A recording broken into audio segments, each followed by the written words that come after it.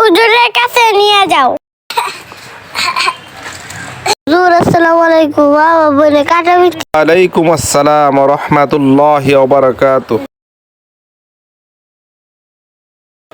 সাউদা, তোমার কাটা কি ছাড়ছে? জি হুজুর, আমার কাটা ছাড়ছে। মা শোনো, কোনো ব্যক্তির যদি গলায় কাটা বাঁধে তাহলে 7 বার এই দোয়া পড়ে তার গলায় ফু দিয়ে যদি মালিশ করা হয় তাহলে তার কাটাটা ছেড়ে দিবে।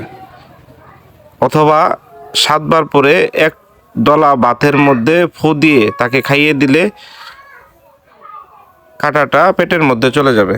দোয়াটি হলো ফালাউলা ইযা বালাগাতিল হুলকুম, ফালাউলা ইযা বালাগাতিল হুলকুম। সাউদা, বাসায় গিয়ে এখন ভাত খেয়ে নাও, এখন আর কোনো প্রবলেম নেই ইনশাল্লাহ।